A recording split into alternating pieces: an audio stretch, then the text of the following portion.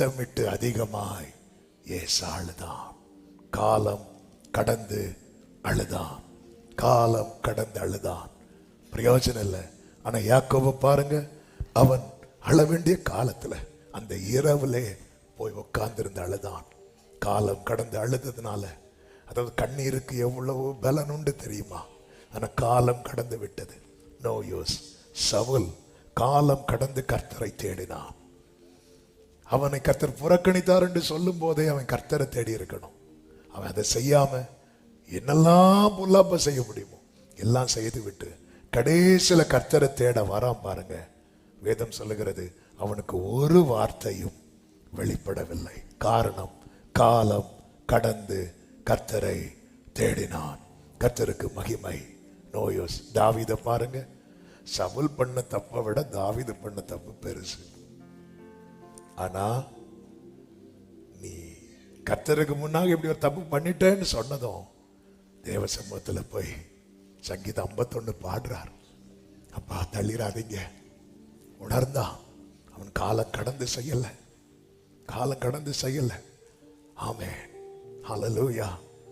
யூதாச பாருங்க, பேதுருவை பாருங்க. ஒரே இரவுல பேதுரு அவரை தெரியாதுன்னு மறுதலிக்கிறான். யூதாசு தெரியும்னு கை காட்டுறான். ஆமென். ஆனால் பேதுரு அந்த இரவிலே மனம் கசந்தான், மனஸ்தாபப்பட்டான். யூதாஸ் காலம் கடந்து, நெக்ஸ்ட் டே காலம் கடந்து. ஆமே. அழுதா ஆண்டவர் இறங்குவார் காலத்துக்குள்ள. தேடுனா ஆண்டவர் தென்படுவார் காலத்துக்குள்ளே. மனஸ்தாபப்பட்டால் மன்னிப்பார் காலத்துக்குள்ளே.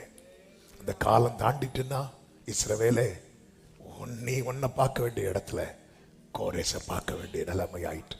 சபையை கொஞ்சம் இமேஜின் பண்ணி பாருங்க. நம்மை பார்க்க வேண்டிய இடத்துல கர்த்தர் இன்னொரு நபரை பார்த்துட்டு இருக்கிறார்னா எப்படிங்க இருக்கும்?